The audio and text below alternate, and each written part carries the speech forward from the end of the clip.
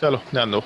जैसे last class में M A three B C D type तो मेंशन कर दिया था, तो ऐसा कंसिडरेशन और लेस के चल सकते हैं कि एम के साथ ए थ्री तो हो, उसके अलावा एक बी ले लेते हैं, और एक काम कर सकते हैं कि एक बाइडेंटेड लिगेंड ले लेते हैं।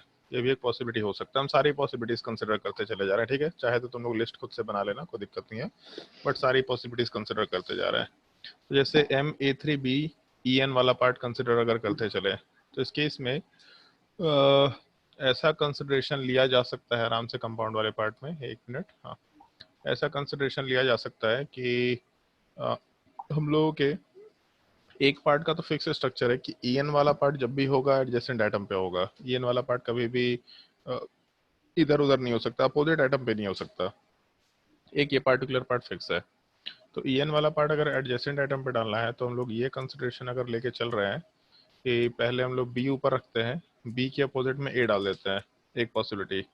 उसके बाद बी के अपोजिट में ई एन वाले पार्ट के एक बॉन्ड को डाल देते हैं। तो ये दो पॉसिबिलिटीज आराम से कंसिडर किया जा सकता है। ऊपर हम लोग बी डाल देते हैं, बी के अपोजिट में ए वाला पार्ट। उसके अलावा फिर हम लोग बी वाले पार्ट के अपोजिट में ई एन वाले पार्ट को डाल देंगे। ये दो पॉसिबिलिटीज आराम से कंसिडर किया जा सकता है क्वेश्चन सॉल्व करने के लिए। तो अरे हाँ, तो जैसे मान लो अगर हम लोग ये कंसिडरेशन लेकर के चले कि हम लोग का जो बी वाला पार्ट है उसके अपोजिट में ई एन का एक बॉन्ड है अगर यहाँ पे, तो अगर ई एन का एक बॉन्ड यहाँ पे है तो बाकी चारों पोजीशन में से कहीं पे भी एन हो सकता है, कोई दिक्कत ही नहीं है, क्योंकि ई एन हमेशा एडजेसेंट पोजीशन पे होगा। ई एन में बस एक ही चीज फिक्स्ड है कि अगर हम लोग डायगोनली अपोजिट पोजीशन को ले, तो इस पे ई एन एक ही साथ नहीं आ सकता। मतलब ई एन का बॉन्ड ऐसा नहीं बना सकते, इधर यहाँ बना सकते हैं या बगल वाले पे बना सकते हैं। ऊपर कंसिडर करेंगे तो चार पोजीशन से बना सकते थे। सिमिलर टाइप से इस पोजीशन को अगर कंसिडर करें, जिसको मार्क किया, मान लो इसको ब्लू कलर से मार्क कर देते हैं, अगर हम लोग इस पोजीशन को कंसिडर करके चले, अरे यार हैंग कर जाता है, हाँ, मान लो अगर हम लोग इस पोजीशन को कंसिडर करके चलें कि ई एन वाला पार्ट हम लोग के इस ब्लू वाले कॉर्नर पे है, तो इस केस में इसके एडजेसेंट में एक कॉर्नर, दूसरा कॉर्नर, नीचे का पार्ट और एक ऊपर का पार्ट, ये चार पोजीशंस अवेलेबल होंगे जहाँ पे ई एन के दूसरे लिगेंड वाले पार्ट को या फिर दूसरे डेंटिसिटी वाले पार्ट को अटैच कर पाएंगे। खैर, आते हैं उस चीज़ पे। तो अगर हम लोग अरे अगर हम लोग ये डायग्राम कंसिडर करके चले कि हम लोग के बी के अपोजिट में ई एन है, तो ई एन के दूसरे बॉन्ड को तो हम लोग चारों में से कहीं पे डाल सकते हैं। तो एक काम करते हैं, ई एन वाले पार्ट को हम लोग इस साइड डाल देते हैं, यहाँ पे ई एन वाला पार्ट है। तो जैसे जैसे ज्वाइंट बॉन्ड होगा तो बाय डिफॉल्ट ई एन है मान के चल रहे हैं, तो अपने ई एन के बाद भरने के लिए अपने पास तीन ए है, और तीन ए, तीन पोजिशन, कोई और ऑप्शन नहीं आएगा। तीनों पोजीशन पे हम लोग ए वाला पार्ट आराम से डाल के काम कर सकते हैं। उसके बाद क्या होगा, पहले वाले केस को अगर लेके चले, तो पहले वाले केस में जैसे बी के अपोजिट में ए हो गया, तो ई एन वाला पार्ट अगर वापस यहाँ पे लेके चले, तो इधर इधर जाएगा या फिर इधर जाएगा। जाएगा तो एडजेसेंट में ही, डायगोनली अपोजिट में तो जा नहीं सकता। इसका मतलब हमेशा अगर ई एन एडजेसेंट में होगा, तो बाकी बचे हुए दोनों ए वाले पार्ट में भी हम लोग एडजेसेंट पोजीशन ही डाल करके काम कर पाएंगे। तो इस स्ट्रक्चर में एक ही पॉसिबिलिटी है, इस पार्टिकुलर केस में भी एक ही पॉसिबिलिटी है। मतलब टोटल मिला करके दो पॉसिबिलिटी निकल के आना चाहिए। दोनों डिफरेंट तो है क्योंकि बी के अपोजिट में ए है, बी के अपोजिट में ई एन वाला पार्ट। तो अगर एक बाइडेंटेड लिगेंड होगा तो भी एक पॉसिबिलिटी आराम से ऐसा कंसिडर करते हुए चल सकते हैं। फिर उसके बाद क्या पॉसिबिलिटी ले सकते हैं, तो नेक्स्ट केस में हम लोग ऐसा कंसिडरेशन लेके चल सकते हैं कि एम वाला जो पार्ट है उसके साथ हम लोग ए टू लेके चले, और ए टू वाले पार्ट के अलावा फिर हम लोग बी टू लेके चल सकते हैं, सी टू लेके चल सकते हैं। तो एक ये कंसिडरेशन लेके चले एम A two B two C two, तो इस केस में क्या होगा, तो A two B two C two लेके चलेंगे, तो पहली पॉसिबिलिटी कंसिडर कर सकते हैं हम लोग कि हम लोगों के तीनों बराबर है। तो कुछ भी ले लो, ए के अपोजिट में ए ले लो, या फिर ए के अपोजिट में बी ले लो, या फिर ए के अपोजिट में सी ले लो। ये तीन पॉसिबिलिटी ले सकते हैं। मतलब ए बी सी तीनों सेम नंबर पे है, तो जो सबसे लोएस्ट नंबर होगा उसको अगर कंसिडर करें तो तीनों बराबर ही है। तो कहीं एक पोजीशन पे ए लिया, उसके डायगोनली अपोजिट पे ए लिया या बी लिया या सी लिया। तो ये सारी पॉसिबिलिटीज कंसिडर करना अगर शुरू करें हम लोग, तो इस केस में एक ये पॉसिबिलिटी कंसिडर कर सकते हैं हम लोग आराम से कि एक तो अपने पास ए है और उसके अपोजिट में ए वाले पार्ट को डाल दिया। उसके बाद क्या ले सकते हैं, तो दूसरा हम लोग के पास ए वाला पार्ट है और उसके अपोजिट वाले पार्ट में हम लोग बी वाले पार्ट को डाल के चल रहे हैं। फिर उसके बाद थर्ड पॉसिबिलिटी हम लोग एक तो हम लोग के पास ए दे रखा और इस ए वाले पार्ट में ए वाले पार्ट के अपोजिट में हम लोग सी को डाल के चल रहे हैं। ये 3 पॉसिबिलिटी है। अब क्या बच गया भरने के लिए? तो पहले वाले केस में भरने के लिए अपने पास B2 बच गया और C2 बच गया। तो एक पॉसिबिलिटी, चारों पोजीशन सेम है तो B को रख दिया कहीं पे। उसके बाद अगला B भरने के लिए डायगोनली अपोजिट पोजीशन है या फिर उसके अलावा फिर एडजेसेंट पोजीशन है। तो एक ये पॉसिबिलिटी यहाँ निकल के आ रहा है कि अगर डायगोनली अपोजिट में B को डालेंगे तो दोनों C भी डायगोनली अपोजिट में आएगा। तो इसके वजह से एक कंसिडरेशन और है यहाँ पे जो हम लोग को देखना ही पड़ेगा कि हम लोगों के पास A के अपोजिट में A था, B के अपोजिट में हम लोग B को नहीं डाल रहे, B के अपोजिट के जगह पे B के एडजेसेंट में B को डाले तो C वाला पार्ट भी एडजेसेंट पे आ जाएगा। तो इस A के अपोजिट में A होते हुए फिर हम लोग के पास वापस से 2 पॉसिबिलिटी निकल के आ गया। A के अपोजिट में जब B था तो फिल करने के लिए क्या था अपने पास? तो एक तो A था, एक B था और 2 C थे। तो क्या कर सकते हैं? तो A ले लेते हैं पहले। अगर A लेंगे तो इसको अपोजिट में डालने के लिए क्या अपने पास? तो अपोजिट में डालने के लिए B है या फिर अपोजिट में डालने के लिए C है। अगर B डालेंगे तो 2C ऐसा निकल के आएगा। और उसके अलावा अगर हम लोग A के अपोजिट में B डाले, A के अपोजिट में C डाले, तो फिर दोनों पोजीशन में से कहीं पे B डाल दो कहीं पे भी C डाल दो, उससे कोई फर्क नहीं पड़ेगा, ऐसा कंसिडर कर सकते हैं। और तीसरी पॉसिबिलिटी, A के अपोजिट में C डाले तो 2 B हो गया, एक A हो गया और एक C हो गया। तो A के अपोजिट में C डाल दिया, फिर A के अपोजिट में B डाल देंगे तो यहाँ पे 2 B हो गया और उसके अलावा कैलकुलेशन वाले पार्ट में A के अपोजिट में C हो गया, उसके अलावा यहाँ पे A के अपोजिट में B, उसके अलावा कहीं पे भी B डाल दो कहीं पे भी C डाल दो। तो मेरे हिसाब से तो यही स्ट्रक्चर्स केवल निकल के आने चाहिए। टोटल 6 स्ट्रक्चर्स होगा जो कि ज्योमेट्रिकल आइसोमर के लिए पॉसिबल होगा। फिर भी एक बार देख लेते हैं उसमें से कुछ कॉमन ना हो। जैसे A के अपोजिट में A, ऐसा दूसरे केस में नहीं है, तीसरे में नहीं है, चौथे में है, पांचवें में नहीं है, छठे में नहीं है। तो पहला स्ट्रक्चर एटलीस्ट जो सेकेंड, थर्ड, फोर्थ, फिफ्थ और सिक्स स्ट्रक्चर है, इसमें पहला स्ट्रक्चर एटलीस्ट 2, 3, 5, 6 से अलग है। अगर सेकंड वाले के फर्स्ट के रिस्पेक्ट में फोर्थ को देखें तो ए के अपोजिट में ए है, बी के अपोजिट में बी, सी के अपोजिट में सी है, लेकिन यहाँ पे नहीं है। इसका मतलब ये दोनों यूनिक स्ट्रक्चर है, दोनों काउंट करके चल सकते हैं। दूसरा, ए के एडजेसेंट में ए है, ऐसा चारों केसेस में है, तो इसको रेफरेंस ना लेके चले तो ज़्यादा बेटर होगा। सी के अपोजिट में सी है, ऐसा कहीं है क्या? तो फोर्थ में तो, सॉरी थर्ड में तो नहीं है। सी के अपोजिट में सी, मतलब ये दोनों आपस में सेम तो नहीं है। ये दोनों में भी सी के अपोजिट में सी नहीं है, यहाँ पे भी सी के अपोजिट में सी नहीं है। उसका मतलब जैसे एक चीज है सी के अपोजिट में सी, ये केस ना इसमें है ना इसमें है ना इसमें है, पहले वाले में था, लेकिन पहले वाले में ए के अपोजिट में ए वाला पार्ट नहीं था, तो पहला दूसरा तो पहले ही डिफरेंट था। तो इसका मतलब सेकंड वाला केस भी यूनिक था, ऐसा मानते हुए चल रहे थे। फिर उसके बाद यहाँ पे बी के अपोजिट में बी है, तो ऐसा बी के अपोजिट में बी वाला जो पार्ट है ये पहले वाले केस में है। उसके बाद फिफ्थ नंबर में नहीं है, सिक्स नंबर वाले पार्ट में भी नहीं है। तो ये भी बिल्कुल यूनिक स्ट्रक्चर है, इसमें कोई डिफरेंस निकल के नहीं आ रहा। तो एक चीज दिख रहा कि जो स्ट्रक्चर 1, 2, 3 उसके बाद स्ट्रक्चर 4 है, ये चारों पार्ट फिफ्थ, सिक्स से डिफरेंट है। मतलब एक चीज फिक्स है कि फिफ्थ और सिक्स जो है, इन दोनों में से एटलीस्ट एक तो यूनिक होगा, क्योंकि फिफ्थ वाला पार्ट 1, 2, 3, 4 के जैसा नहीं है, सिक्स वाला पार्ट भी 1, 2, 3, 4 के जैसा नहीं है। मतलब एटलीस्ट फिफ्थ, सिक्स में से दोनों अगर कॉमन में निकल आए तो एटलीस्ट एक तो यूनिक रहेगा ही रहेगा। तो पहला चीज, ए वाला पार्ट 90 डिग्री पे, बी वाला पार्ट 90 डिग्री पे, सी वाला पार्ट 90 डिग्री पे। तो सेकेंड वाले केस में ए वाला पार्ट 90 डिग्री पे, बी वाला पार्ट 90 डिग्री पे और सी वाला पार्ट 90 डिग्री पे। मतलब जो ए एटम है उसका डिस्टेंस, जो बी एटम है उसका डिस्टेंस और सी एटम सबका डिस्टेंस एग्जैक्टली सेम टाइप का निकल के आ रहा। तो ये भी पार्ट अपने काउंट में नहीं आ सकता, ये दोनों एग्जैक्टली सेम स्ट्रक्चर्स है। अगर दोनों सेम है तो 5 नंबर को हम लोग आराम से काउंट कर सकते हैं। दोनों देखने में भले ही डिफरेंट लग रहा होगा, लेकिन दोनों में एक्चुअल में डिफरेंस नहीं है। इस चीज़ का ध्यान रखना। जैसे जब हम लोग ऑप्टिकल आइसोमर्स की बात करेंगे तो ऑप्टिकल आइसोमर वाले पार्ट में हम लोग ये भी देखते हैं कि कंपाउंड वाले पार्ट में मॉलिक्यूल में प्लेन ऑफ सिमेट्री एग्जिस्ट कर रहा है कि नहीं कर रहा। जैसे इसको ऐसा रिलेट कर लो, मान लो ये कंपाउंड अगर दे रखा साइक्लोहेक्सेन वाला पार्ट, तो जैसे मान लो यहाँ पे ब्रोमीन है और ब्रोमीन के यहाँ पे Cl ले लेते हैं, मान लो क्लोरीन दे रखा, और दूसरे वाले केस में हम लोग के पास डैश पे क्लोरीन दे रखा, तो कंपाउंड ऑप्टिकली एक्टिव होगा, आराम से ऐसा बोल सकते हैं। सेकंड केस, मान लेते हैं कि हम लोग के पास ऊपर वाले साइड में डैश पे क्लोरीन है और नीचे वाले साइड में सॉलिड पे क्लोरीन है, तो दोनों कंपाउंड आपस में सुपर इम्पोजिबल नहीं है, अच्छे ढंग से देख सकते हैं। इस तरह का केस हम लोग डिस्कस भी किए। अगर इसको रोटेट करेंगे ऐसा, तो रोटेट करने पे जो ऊपर का क्लोरीन है डैश पे, ये लेफ्ट साइड में नीचे जाएगा, नीचे का सॉलिड वाला पार्ट लेफ्ट साइड में ऊपर आएगा, दोनों एक दूसरे का मिरर इमेज निकल के आएगा, दोनों ऑप्टिकली एक्टिव है, मिरर इमेज, इसका मतलब इनैंशोमर्स आराम से बन सकता है। लेकिन अगर ज्योमेट्रिकल आइसोमर के टर्म में बात करते हैं, तो पहला स्ट्रक्चर ट्रांस होता और दूसरा भी ट्रांस होता।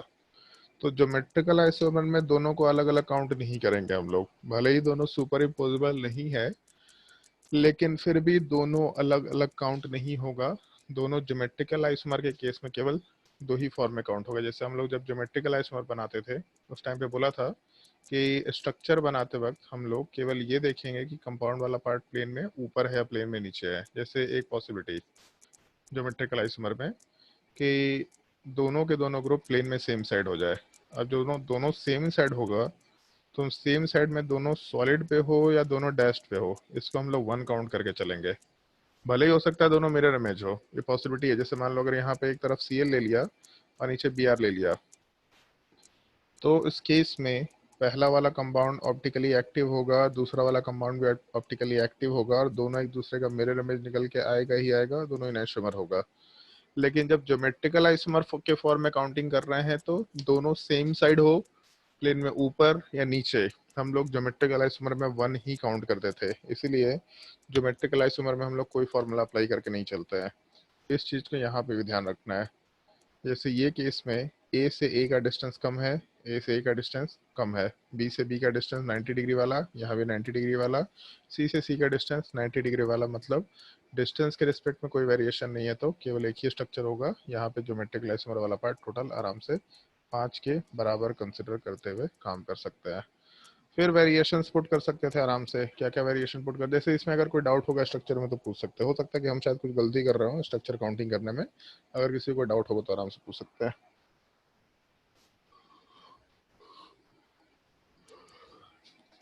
चलो ध्यान दो।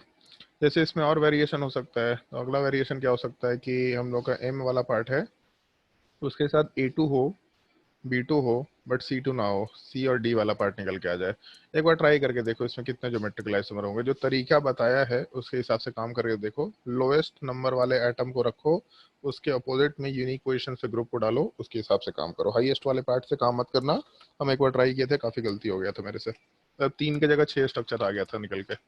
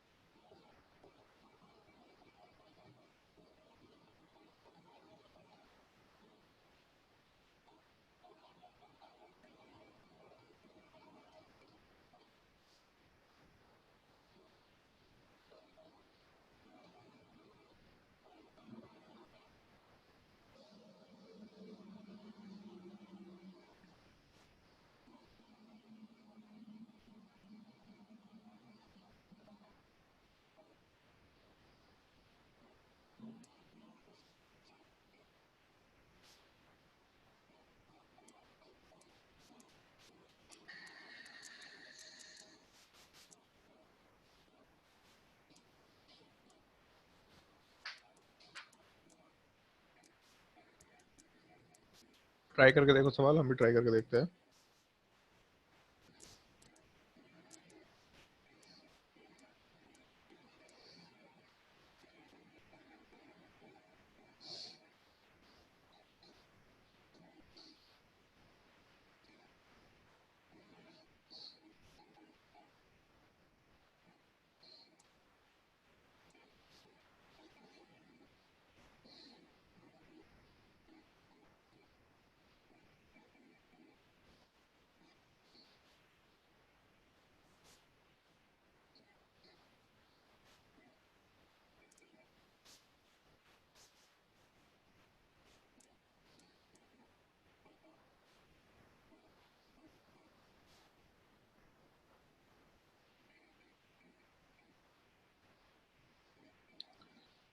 एक चीज़ तो वैसे ऊपर वाले केस से बता सकते हैं कि 5 से तो ज़्यादा आइसोमर होना चाहिए, ऐसा जज कर सकते हैं, क्योंकि सी के अलावा यहाँ पे एक डी वाला पार्ट भी आ गया है।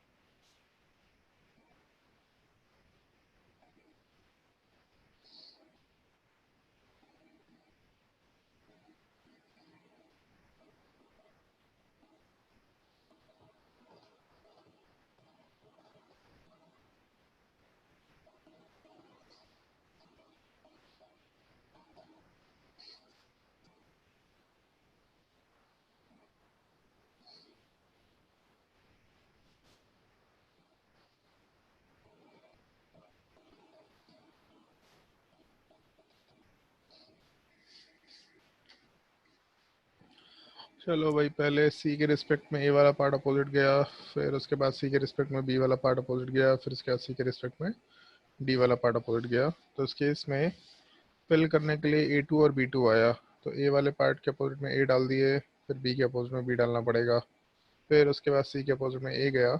अच्छा नहीं, सॉरी, A2 और B2 तो आया नहीं, तो ए के अलावा B2 और डी आएगा।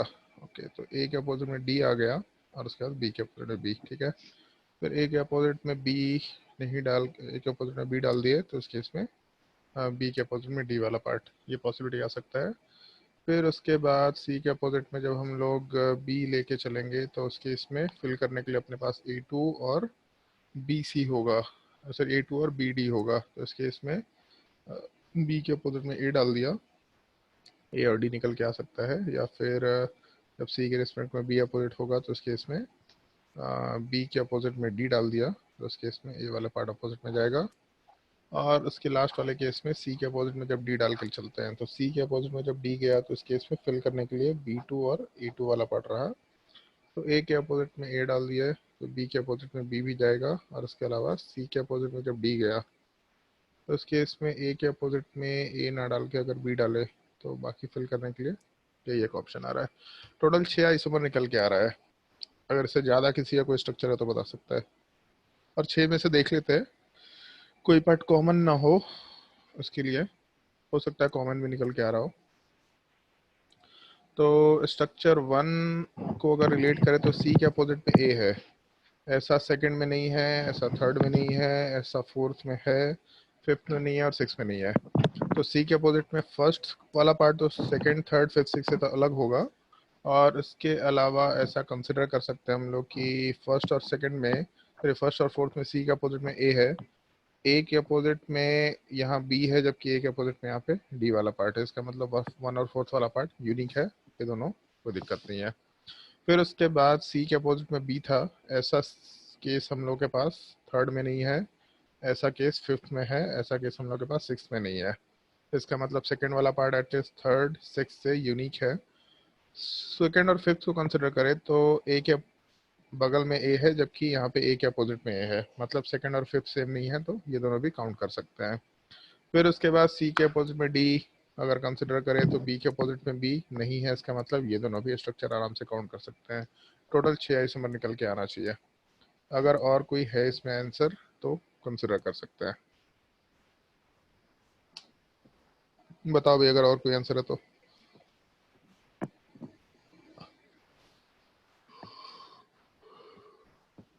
अगर नहीं है तो इसका एक अगला केस लेके चल सकते हैं, बाइडेंटेड लिगेंड। एम के साथ A2 है, तो B2 के साथ हम लोग एक EN ले लेते हैं, तो अपना CD कवर हो जाएगा। अगर B2 के साथ एक EN लेंगे, तो ऐसा कंसिडरेशन लेके चल सकते हैं कि हम लोगों के CN वाले पार्ट, सॉरी EN वाले पार्ट में एक चीज़ तो फिक्स है कि B के अपोजिट में A हो जाए, या फिर B के अपोजिट में B हो जाए, या फिर B के अपोजिट में EN वाले पार्ट का बॉन्ड निकल के आए। मतलब 3 पॉसिबिलिटी निकल के आ रहा है। अगर 3 पॉसिबिलिटी कंसिडर कर रहे हैं, तो उसमें भी सारे के सारे केसेस ले लेंगे हम लोग। बी के अपोजिट में ए हो गया, उसके अलावा बी के अपोजिट में बी हो गया, बी के अपोजिट में ई एन वाले पार्ट को बॉन्ड हो गया। तो अपने कैलकुलेशन में ई एन तो बगल में ही जाएगा, ये बिल्कुल फिक्स्ड है। इसका मतलब ए के अपोजिट में ए के अपोजिट में एक डालने के लिए बी होगा और कोई ऑप्शन नहीं है यहाँ पे। मतलब अगर बी के अपोजिट में ए को डाल दिया तो ई एन बगल में ही जाएगा, तो ए और बी को बगल में जाना पड़ेगा, एक पॉसिबिलिटी। फिर उसके बाद बी के अपोजिट में बी है अगर, तो ई एन वाला पार्ट इसी पोजीशन पे जाएगा, मतलब बगल वाले ही पोजीशन पे जाएगा और कोई जगह नहीं है इसके पास। तो ए के बगल में ए आना पड़ेगा और कोई ऑप्शन नहीं है यहाँ पे। उसके बाद जब बी के अपोजिट में ई एन गया तो ई एन वाला पार्ट तो कहीं भी अटैच हो सकता है ऊपर में। इसका मतलब मान लो ई एन यहाँ अटैच हो गया, तो इस केस में अपने पास तीन पोजीशंस हैं जिसमें से एक ई एन का अपोजिट पोजीशन है। तो ऐसा कर सकते हैं कि इस केस में, मतलब थर्ड वाले केस में अगर हम लोग कंसिडरेशन लेके चले, तो थर्ड वाले केस में ई एन के अपोजिट वाले पार्ट में हम लोग के पास फिल करने के लिए अभी दो ए है और एक बी है। तो ए को भी फिल कर सकते थे या बी को भी फिल कर सकते थे। अगर ए को फिल करेंगे तो बी वाला पार्ट अपोजिट डायरेक्शन में निकल के आएगा। एक मिनट होल्ड करो थोड़ा। अरे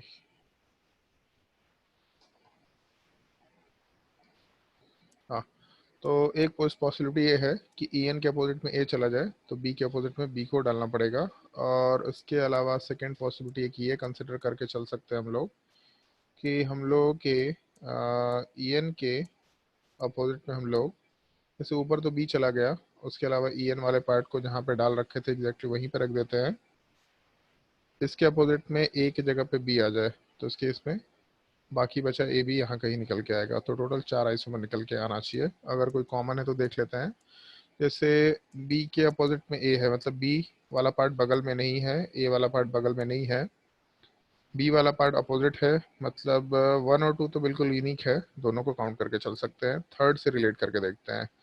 जैसे अगर हम लोग फर्स्ट वाले पार्ट को कंसिडर करेंगे तो फर्स्ट वाले केस में बी के अपोजिट में ए है, बी के बगल में ए है, बी के अपोजिट में ई एन है, ए के अपोजिट में ई एन है।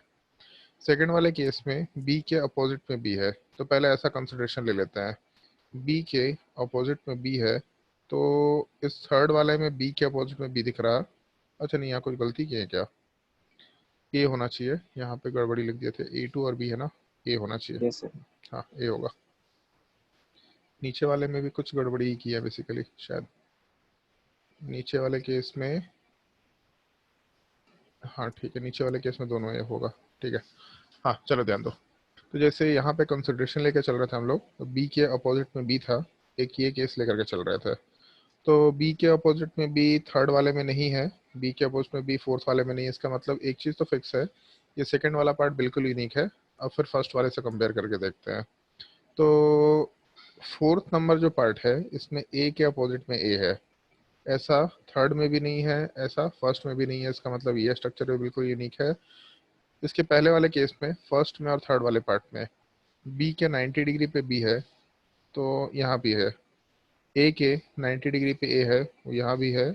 और ई एन वाला पार्ट बगल में तो एनी टाइम रहेगा, जिसकी वजह से ई एन के अपोजिट में ए आ गया, ई एन के अपोजिट में बी आ गया। तो पहले वाले केस में ई एन के अपोजिट में बी आ गया, ई एन के अपोजिट में ए आ गया। तो डिस्टेंस वाइज फर्स्ट स्ट्रक्चर और थर्ड स्ट्रक्चर वाला पार्ट सेम निकल के आएगा। मतलब ये अपने काम का नहीं हो सकता। पहला काउंट कर सकते हैं हम लोग, पहला सेकंड और फोर्थ। इसका मतलब टोटल तीन स्ट्रक्चर वाला पार्ट यूनिक निकल के आ रहा, चौथा डिस्टेंस वाइज यूनिक निकल के नहीं आ रहा। तो इस तरह के केस में जब MA2B2EN होगा तब उस केस में आराम से तीन आइसोमर कंसिडर करते हुए चल सकते हैं हम लोग। फिर उसके बाद अगला केस क्या हो सकता है, तो अगले केस वाले केस पार्ट में हम लोग एक काम कर सकते थे। MA2B2C2 है, तो बी के जगह पे हम लोग एक और स्ट्रक्चर डाल सकते हैं। तो उसको ट्राई करके देख लो। वैसे इतना रिगरस सवाल अब पूछने लायक पार्ट होता नहीं है नॉर्मली। A2 के साथ B C D E एक ये पॉसिबिलिटी है, इसको ट्राई करके देख लो। फिर उसमें बाइडेंटेड लिगेंड दोनों जगह डाल देंगे, नेक्स्ट पॉसिबिलिटी निकल के आएगा। इस क्वेश्चन को ट्राई करके देखो, इसमें कितना आंसर आना चाहिए, सोच के देखो।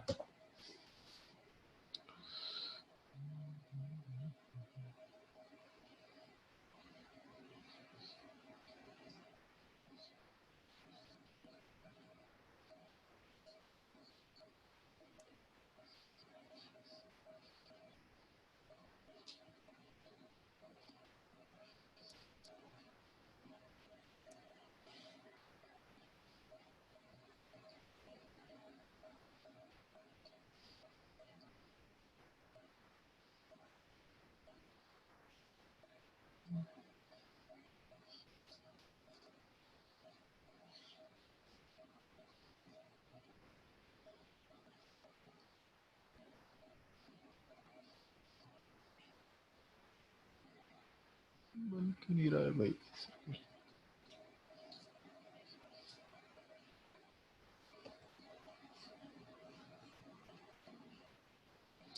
केसेस तो बहुत सारे निकल के आने चाहिए, पहले केसेस हम लोग कंसिडर कर लेते हैं, उसके बाद बाकी को देखेंगे। जैसे केसेस में एक पार्ट तो ये हो सकता है कि पहला केस बी के रिस्पेक्ट में सी अपोजिट हो जाए, फिर उसके बाद दूसरा केस, सॉरी ए अपोजिट ले लेते पहले, फिर उसके बाद बी के अपोजिट में सी अपोजिट हो जाए, फिर उसके बाद बी के अपोजिट में डी अपोजिट हो जाए, बी के अपोजिट में ई अपोजिट हो जाए।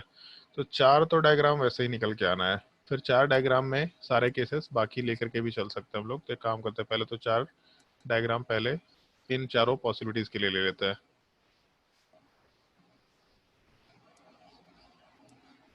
और सब में दो दो सिनेरियो में भी हो सकता है तीन सिनेरियो हो सकता है दो ही सिनेरियो हो। तो पहले तो चार डायग्राम ले लेते हैं, उसके बाद बाकी कंसिडर करेंगे।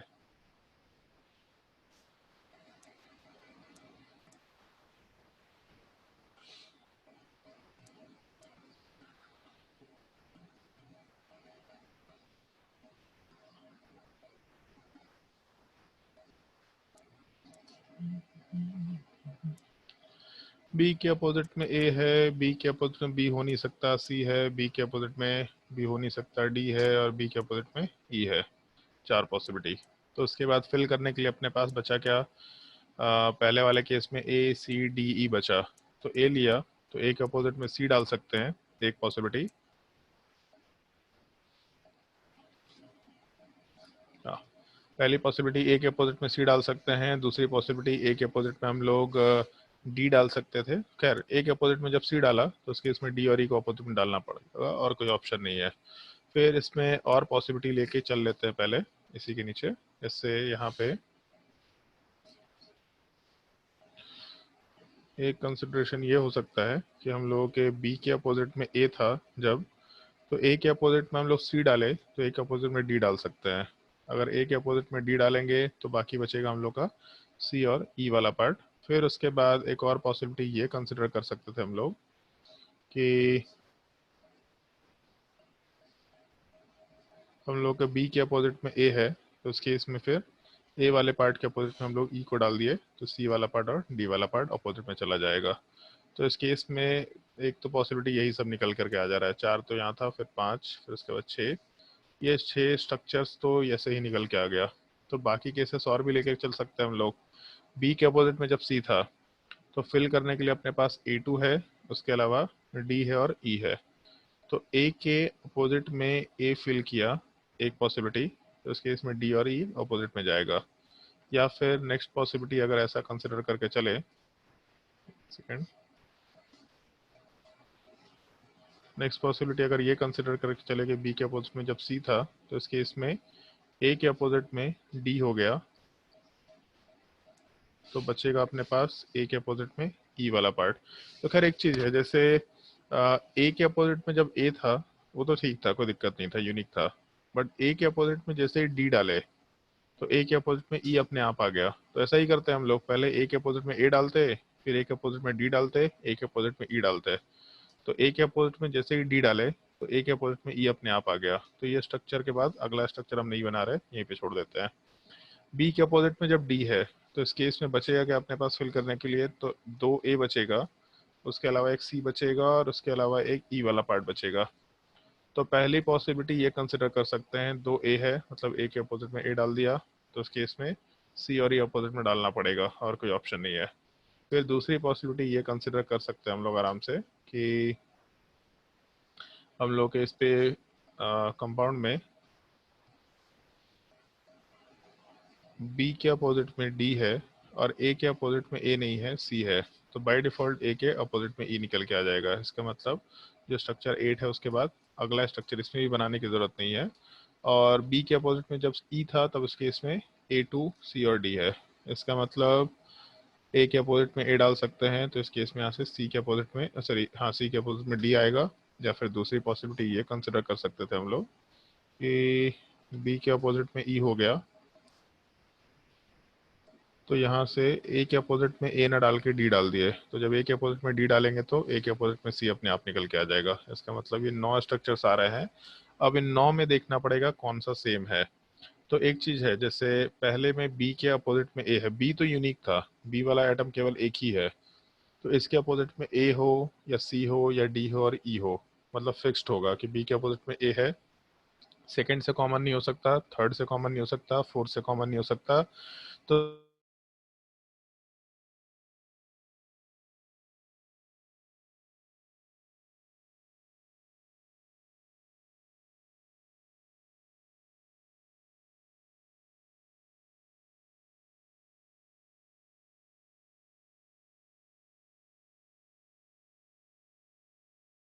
सिक्स वाले पार्ट में भी है, लेकिन ए के अपोजिट में सी है जो कि सेकंड केस में नहीं है, और थर्ड केस में ए के अपोजिट में ई है, थर्ड केस में भी नहीं है, मतलब वन वाला पार्ट यूनिक है। उसके बाद बी के अपोजिट में ए, बी के अपोजिट में ए, तो ए के अपोजिट में यहाँ पे डी है और यहाँ पे ए के अपोजिट में ई है, इसका मतलब ये भी यूनिक है और ये भी यूनिक है, ये कहीं भी सेम निकल के नहीं आएगा। फिर उसके बाद बी के अपोजिट में सी कहीं पे नहीं था, मतलब ना थर्ड केस में है, ना फोर्थ केस में है, ना एट्थ केस में है और ना नाइन्थ केस में है, मतलब at least third fourth eighth ninth अलग है सेकेंड वाले केस से। सेवेंथ में बी के अपोजिट में सी था और ए के अपोजिट में ए था, तो ए के अपोजिट में ए वाला पार्ट सेवेंथ में नहीं है, इसका मतलब ये भी यूनिक स्ट्रक्चर है, काउंट कर सकते हैं। फिर उसके बाद नेक्स्ट कंसिडरेशन में जब जाएंगे तो ए के अपोजिट में ए है पहले वाले केस में, मतलब सेकंड वाले केस में ए के अपोजिट में ए के अपोजिट में ए, लेकिन बी के अपोजिट में सी, बी के अपोजिट में डी, मतलब ये दोनों तो सेम नहीं हो सकता था। खैर उससे मतलब भी नहीं है, बी के अपोजिट में डी इसमें नहीं है, लास्ट वाले में नहीं है, इसमें है, लेकिन ए के अपोजिट में ए नहीं है, इसका मतलब ये स्ट्रक्चर भी यूनिक है, तो ये दोनों स्ट्रक्चर भी काउंट हो गया। उसके बाद क्या है, तो बी के अपोजिट में ई, ये वाला पार्ट आपस में सेम हो सकता था, लेकिन ए के अपोजिट में ए नहीं है, इसका मतलब 4 और 9 भी यूनिक है, तो टोटल 4, 4, 8 और 1, 9 स्ट्रक्चर्स निकल के आएगा अगर हम लोग ऐसा केस लेके चलते हैं तब। फॉर्मूला कुछ नहीं है, इस टाइप से ही बना के काम कर सकते हैं, इसके अपोजिट में एक को डाला, दूसरे को डाला, तीसरे को डाला, चौथे को डाला, तो जैसे मान लो एक और पॉसिबिलिटी लेके चले अगर कि ऐसा होता, अगर इसको बना नहीं रहे हम, A B C D E F, मान लो ये केस लेके चलते हैं, तो सारे लिगेंड्स अगर डिफरेंट है तो बी के अपोजिट में ए हो गया एक पॉसिबिलिटी, बी के अपोजिट में बी, सॉरी बी के अपोजिट में सी हो गया दूसरी पॉसिबिलिटी, या फिर ए के रिस्पेक्ट में भी ले सकते थे, अब तो सारा ही यूनिक है, तो ए के रिस्पेक्ट में बी हो गया पहली पॉसिबिलिटी, सी हो गया दूसरी पॉसिबिलिटी, डी हो गया थर्ड पॉसिबिलिटी, ई हो गया फोर्थ पॉसिबिलिटी और एफ हो गया फिफ्थ पॉसिबिलिटी। और इन 5 स्ट्रक्चर्स को पहले बनाओ और उन 5 स्ट्रक्चर्स में बाकी भी पॉसिबिलिटीज जो हो सकते हैं उन सबको ड्रॉ करके देखो एक बार कि उसमें क्या क्या स्ट्रक्चर्स बनाया जा सकता है, तो उसका आराम से यहाँ पे स्ट्रक्चर वाले पार्ट को मेंशन करते हुए काम कर सकते हैं, मतलब ये पॉसिबिलिटी आराम से कंसिडर किया जा सकता है। तो इस पॉसिबिलिटी में हम डिस्कशन में नहीं जा रहे हैं, काफ़ी ज़्यादा बड़ा पॉसिबिलिटी हो जाएगा, तो हम लोग फिर बाइडेंटेड लिगेंड लेके चल लेते हैं। जैसे ये तो लिगेंड ले लिए थे MA2B2EN, तो हम लोग ऐसा भी कंसिडर कर सकते हैं कि जैसे MA2B2EN था, CD की जगह पे EN डाल दिया, तो यहाँ पे हम लोग ऐसा कर सकते थे कि अब दोनों EN डाल दिए, MA2EN होल ट्वाइस, ये केस लेकर के चल सकते हैं जो हम लोग को डिस्कशन के लिए काफ़ी इंपॉर्टेंट भी रहता है।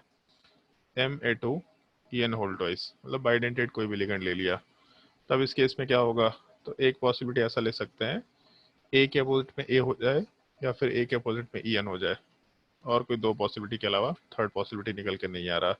तो ज्योमेट्रिकल आइसोमर में तो दो यहाँ पे दिख रहा कि ए के अपोजिट में ए मतलब ट्रांस होगा, और ए के अपोजिट में अगर EN है मतलब ए के 90 डिग्री पे ए वाला पार्ट होगा सिस, तो दो स्ट्रक्चर तो निकल के आएगा, ऐसा बोल सकते हैं। उसके अलावा क्या होगा उसके लिए हम लोग को फिर बाकी स्ट्रक्चर्स को देखना पड़ेगा, तो एक काम करते हैं पहले स्ट्रक्चर्स बना लेते हैं। पहली पॉसिबिलिटी कि हम लोगों के पास एक तो ये कंसिडरेशन है हम लोग के पास कि ए के अपोजिट में ए हो जाए, और सेकंड पॉसिबिलिटी ये लेके चल रहे थे हम लोग कि हम लोगों के ए के अपोजिट में EN हो जाए।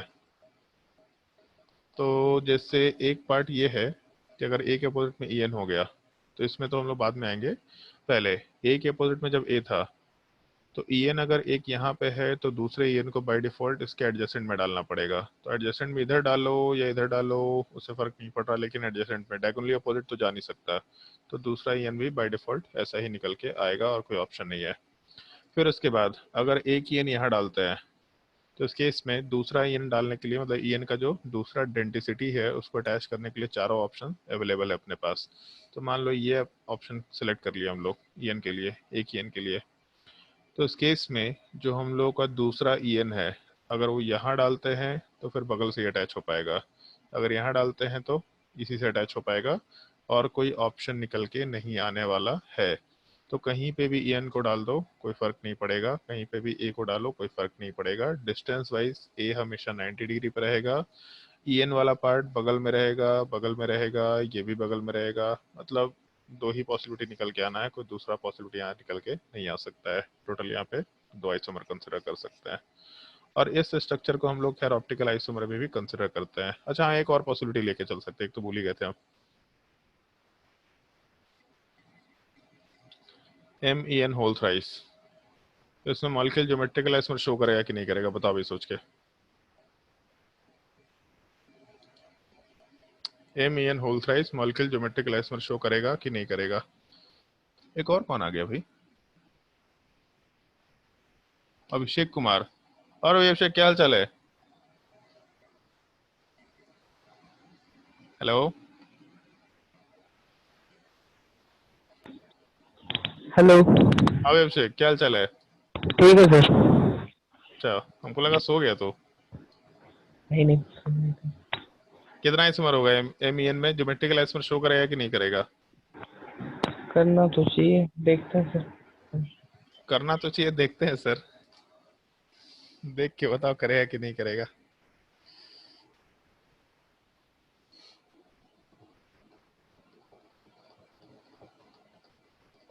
कैसे करेगा?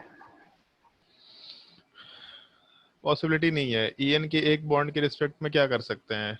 नहीं होगा। दूसरे ईएन को ही डाल सकते हैं, कोई दूसरी पॉसिबिलिटी तो है नहीं। मॉलिक्यूल ज्योमेट्रिकल आइसोमर शो नहीं करेगा, जीरो। इस केस में पॉसिबिलिटी नहीं है। तो ये तो ज्योमेट्रिकल आइसोमर के नॉर्मली सारे के सारे केसेस थे जो हम लोगों ने डिस्कस कर दिए कि ऐसा ऐसा कुछ कुछ हो सकता है। और कोई केस बच गया है तो बता दो, इसके अलावा कोई केस बच गया हो जो दिमाग में ना रहा हो।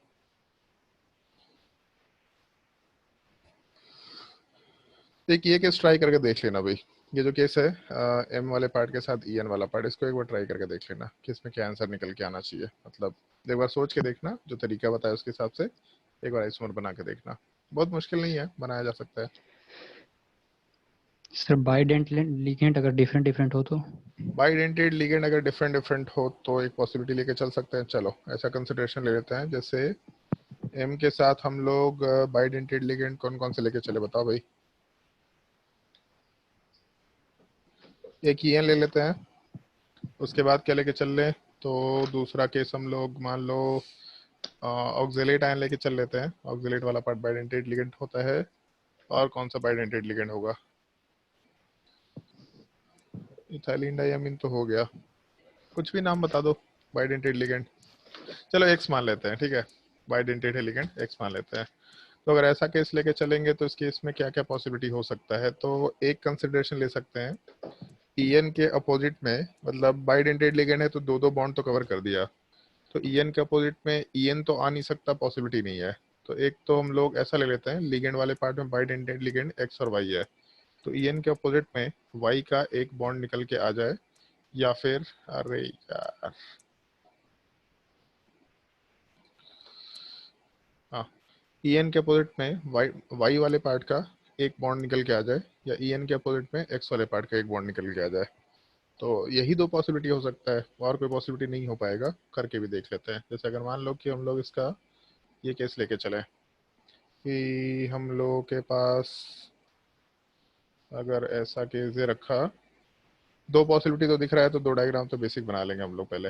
फिर उसके बाद इस केस में अगर ईएन वाला पार्ट ऊपर है तो ईएन वाला पार्ट तो अपने चारों में से कहीं पे भी लग जाएगा, लेकिन वाई वाले पार्ट को हम लोग यहाँ लेके चल रहे हैं। तो एक काम करते हैं, वाई को रेड से डिनोट कर देते हैं। तो जैसे अगर हम लोग ऐसा कंसिडर करें कि ऊपर वाले पार्ट में ईएन है, नीचे वाले पार्ट में वाई दे रखा, तो एक चीज़ बिल्कुल फिक्स्ड है कि हम लोग का जो ईएन है वो तो दोनों हॉरिजॉन्टल प्लेन में ही आएगा, और उसके अलावा कोई ऑप्शन नहीं है। और ईएन हमेशा बगल में ही आपस में अटैच हो पाएगा। तो हम लोग पहले ईएन को डाल देते हैं, ईएन वाले पार्ट को ब्लू से दिखा दिया, नहीं ईएन तो पहले ले रखा था ना, एक्स वाला पार्ट, एक्स वाला पार्ट हॉरिजॉन्टल में आएगा, तो पहले एक्स को डाल देते हैं। फिर बाकी बचा क्या, तो ये जो रेड वाला पार्ट है इसके लिए हम लोग के पास दो पोजीशन अवेलेबल है, दोनों में से कहीं पे भी ग्रुप को डाल दो, उससे कोई फर्क नहीं पड़ रहा। और ऊपर वाले पार्ट को वाइट से ही रखते हैं, मतलब ई एन वाला जो पार्ट है उसको वाइट से रखते हैं। तो एक ये स्ट्रक्चर हो सकता है। दूसरी पॉसिबिलिटी, ई एन के अपोजिट में एक्स हो जाए। तो अगर ई एन के अपोजिट में एक्स होगा तो एक्स वाले पार्ट को हम लोग ब्लू से डिनोट किए थे, मतलब मान लो कि ये नीचे वाले पार्ट में हम लोग के पास एक्स है और ऊपर वाले पार्ट में ई एन का बॉन्ड है। तो ई एन का और एक्स का एक एक बॉन्ड तो कवर हो गया, मतलब दूसरा बॉन्ड चारों में से कहीं पे भी आ सकता है, लेकिन वाई को हॉरिजॉन्टल प्लेन में रहना पड़ेगा। अगर वाई को हॉरिजॉन्टल प्लेन में रहना पड़ेगा तो कहीं पे वाई को डाल दो, उससे कोई दिक्कत नहीं, लेकिन बस एडजेसेंट पे होना चाहिए, ये बिल्कुल फिक्स्ड है। तो इस केस में एक चीज़ है कि अगर हॉरिजॉन्टल में ये चीज़ गया तो ये वाइट वाला पार्ट कहीं भी जा सकता है अपने एडजेसेंट में, और उसके अलावा जो एक्स वाला पार्ट है उसको भी हम लोग आराम से नीचे वाले पार्ट के रिस्पेक्ट में ऐसे अटैच कर सकते हैं। तो दो ही पॉसिबिलिटी निकल के आएगा, कोई और कोई पोजीशन अवेलेबल नहीं हो पाएगा। दो कंसिडरेशन या दो स्टीरियो आइसोमर कंसिडर कर सकते हैं। सिस ट्रांस बोलना सही नहीं रहेगा, किसके रिस्पेक्ट में सिस बोले किसके रिस्पेक्ट में ट्रांस बोले, थोड़ा सा ये स्ट्रक्चर नहीं होगा। ऐसा एक कंसिडरेशन लेके चल सकते हैं। और कोई पॉसिबिलिटी जो दिमाग में आ रहा हो?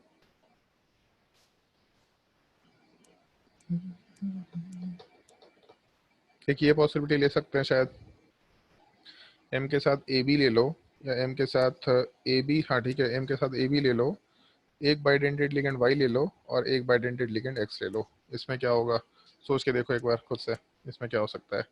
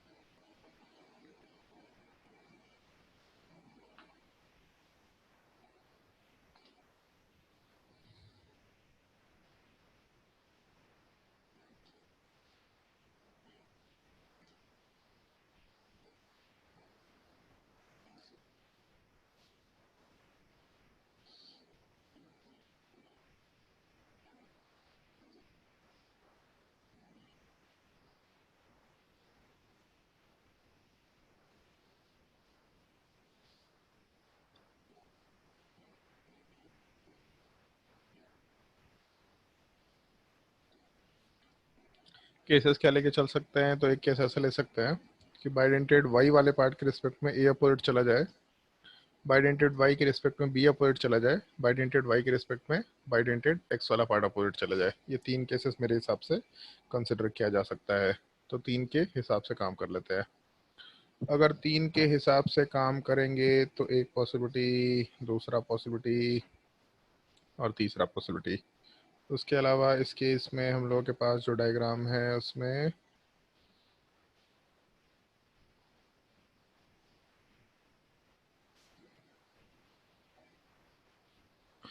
एक तो बाइडेंटेड लिगेंड जो है उसको हम ऐसा कर देते हैं, ब्लू से डिनोट कर देते हैं और एक को वाइट से डिनोट कर देंगे, ठीक है। तो ऊपर वाले पार्ट में अगर ब्लू है तो इसके रिस्पेक्ट में ए वाला पार्ट अपोजिट है, ऊपर वाले पार्ट में वाई है तो इसके रिस्पेक्ट में बी वाला पार्ट अपोजिट है, और ऊपर वाले पार्ट में वाई है तो इसके रिस्पेक्ट में हम लोगों का एक्स वाला पार्ट अपोजिट है। तो अगर ये सब केसेस लेके चल रहे हैं हम लोग, तो इस केस में ऐसा कंसिडर किया जा सकता था कि हम लोगों का जो पहले वाले केस में एक्स होगा वो हॉरिजॉन्टल में आएगा, दूसरे वाले केस में एक्स हॉरिजॉन्टल में आएगा, तीसरे वाले केस में एक नीचे है तो एक बॉन्ड हॉरिजॉन्टल में आएगा। तो कहीं पे भी एक्स वाले पार्ट के तीसरे बॉन्ड को डाल सकते हैं, कोई दिक्कत नहीं अपने लिए। तो ऐसा केस लेके चले, अगर पहले वाले केस में अगर एक्स डालना है तो एक्स वाले पार्ट को डालने के लिए अपने पास एक ही ऑप्शन है, अगर यहाँ डालेंगे एक्स वाले पार्ट को तो ए और बी को भी बगल में जाना पड़ेगा, सॉरी बी को बगल में जाना पड़ेगा, और उसके अलावा जो बाइडेंटेड लिगेंड का बॉन्ड है उसको भी कहीं जाना पड़ेगा। मतलब कोई ऑप्शन नहीं है यहाँ पे। ई एन यहाँ जाएगा, सॉरी एक्स वाला पार्ट हॉरिजॉन्टल में इधर गया तो बाकी को इधर गया है, अगर ये इधर गया तो बाकी कहीं और डाल सकते हैं, मतलब कोई और पॉसिबिलिटी नहीं है। नेक्स्ट वाले केस को अगर लेके चलें, इसके बगल अपोजिट में बी, तो सेम कंसिडरेशन है, जो अपना एक्स वाला पार्ट है वो हॉरिजॉन्टल में कहीं भी चला जाए, कहीं पे भी चला जाए, तो उस केस में कहीं पे ए को डालना पड़ेगा और उसके अलावा जो अपना वाई वाला पार्ट उसके बॉन्ड को कहीं पे डालना पड़ेगा, और कोई पॉसिबिलिटी नहीं है। और उसके बाद थर्ड वाले केस को लेके चले, तो थर्ड वाले केस में एक पॉसिबिलिटी हो सकता है, ये दोनों बॉन्ड तो है ही, बट ए के रिस्पेक्ट में बी अपोजिट हो जाए और ए के रिस्पेक्ट में बी अपोजिट ना हो, ये पॉसिबिलिटी लेके चल सकते हैं। तो ए के रिस्पेक्ट में अगर बी अपोजिट है तो एक तो ये ऐसा हो गया और दूसरा पार्ट ऐसा लेके चल सकते हैं, मतलब जो बाइडेंटेट के लिगेंड के बॉन्ड्स है वो एग्जैक्टली अपोजिट डायरेक्शन में हो, ऐसा कंसिडर करके चल सकते हैं। और दूसरी पॉसिबिलिटी है कि ये भी कंसिडर किया जा सकता है कि हम लोगों के पास जो वाई वाला पार्ट है वो तो चलो ठीक है, एक्स वाला पार्ट नीचे का डायरेक्शन में दे रखा, उसके लिए भी कोई दिक्कत नहीं है। उसके अलावा ए के अपोजिट में बी ना हो, तो अगर ए के अपोजिट में बी नहीं डालना है तो ऐसा कंसिडर कर सकते हैं, ए के एडजेसेंट पे बी को डाल दिया, तो इस केस में जो हम लोग का ब्लू वाला बॉन्ड है ये ऐसा रहेगा, और उसके अलावा जो रेड वाला बॉन्ड है वो भी हॉरिजॉन्टल एक कहीं पे भी डाल सकते हैं, चलो ठीक है, ऐसा कंसिडरेशन लेके चल सकता है। तो चार पॉसिबिलिटी निकल के आ रहा है। अब इन चार पॉसिबिलिटीज में हम लोग ये कंसिडर कर लेते हैं कि कौन सा पार्ट सेम है, कौन सा पार्ट डिफरेंट है। तो जैसे पहला केस है, अगर उसको चारों से रिलेट करना शुरू करें तो एक चीज तो दिख रहा, ए के अपोजिट में बी थर्ड में, ना फोर्थ में है, ना सेकंड में है, ना फर्स्ट में है, मतलब थर्ड वाला पार्ट तो बिल्कुल यूनिक है, इसको एकदम छोड़ देते हैं। दूसरा, ए के बगल में बी है अगर, तो इस केस में बी के अपोजिट में एक्स वाला पार्ट हो गया, तो बी के अपोजिट में एक्स वाला पार्ट नहीं है। हाँ ठीक है, एक ही ऑप्शन है, पहला और दूसरा को कंपेयर करते हैं। इससे जो हम लोग का एक्स और वाई था, मान लेते हैं कि ब्लू वाला पार्ट एक्स है, रेड वाला पार्ट वाई है, तो ए के अपोजिट में वाई था, बी के अपोजिट में सॉरी ए के अपोजिट में एक्स था, बी के अपोजिट में वाई था। सेकंड वाले केस में बी के अपोजिट में एक्स है, ए के अपोजिट में वाई है, इसका मतलब 1 और 2 सेम नहीं होगा, तो इन दोनों को आपस में डिफरेंट कंसिडर कर सकते हैं एक बार, और फोर्थ से रिलेट करके देखते हैं। तो फोर्थ वाले केस में ए के अपोजिट वाले पार्ट में हम लोगों के पास एक्स दे रखा, बी के अपोजिट वाले पार्ट में वाई दे रखा है, तो ए के अपोजिट में एक्स है, बी के अपोजिट वाले पार्ट में वाई है, ये फोर्थ वाला पार्ट एग्जैक्टली सेम स्ट्रक्चर है। इसका एक और पॉसिबिलिटी बनाया जा सकता था, एक ये पॉसिबिलिटी हो सकता था कि हम लोगों का जो ए के अपोजिट में बी वाला पार्ट है, सॉरी ए के अपोजिट में बी तो डाल नहीं रहे थे, ए के बगल में बी वाले पार्ट को डाल रहे थे, अगर ऐसा केस लेके चलते तो उस केस में एक पॉसिबिलिटी ये ले सकते थे कि हम लोग का जो ब्लू वाला बॉन्ड है वो ऐसा हो जाए और हम लोग का जो रेड वाला पार्ट है मतलब वो इस तरीके से निकल के आ जाए, तो उसमें ए के अपोजिट में हम लोग का वाई वाला पार्ट हो जाएगा, बी के अपोजिट में एक्स वाला पार्ट। बट ये भी हम लोग ऊपर ऑलरेडी काउंट कर चुके हैं, यहाँ पे जस्ट ऊपर वाले स्ट्रक्चर में काउंट कर चुके हैं कि बी के अपोजिट में एक्स है और ए के अपोजिट में वाई वाला पार्ट है, एग्जैक्टली सेम चीज़, बी के अपोजिट में एक्स, ए के अपोजिट में वाई, तो ये चीज़ हम लोग नीचे भी लेके चल रहे हैं, ए के अपोजिट में वाई, बी के अपोजिट में एक्स, मतलब ये भी स्ट्रक्चर अपना कोई नया स्ट्रक्चर नहीं है, उस चीज़ को भी हम लोग आराम से रिलेट करके काम कर सकते हैं। तो ये भी स्ट्रक्चर नया नहीं है, इसका मतलब टोटल हम लोग को 3 ही स्ट्रक्चर मिल रहा जो नया है, ये तो स्ट्रक्चर 1 वाला पार्ट, दूसरा स्ट्रक्चर 2 वाला पार्ट, तीसरा स्ट्रक्चर 3 वाला पार्ट, टोटल इसमें 3 आइसोमर आराम से कंसिडर कर सकते हैं। 3 ही आइसोमर होगा, इससे ज़्यादा कोई आइसोमर निकल के नहीं आना चाहिए। यहाँ तक के पार्ट में अगर और कोई डाउट है तो पूछ सकते हैं।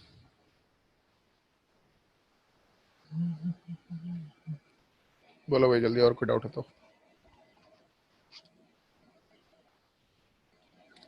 और अगर डाउट नहीं है तो ज्योमेट्रिकल आइसोमर का तो सारा केस डिस्कस हो गया, मतलब इससे ज़्यादा केसेस ज्योमेट्रिकल आइसोमर में नॉर्मली नहीं हो सकते, और बाकी क्वेश्चंस के ऊपर देख सकते हैं, केसेस तो बनाए जा सकते हैं बट नॉर्मली होने नहीं चाहिए।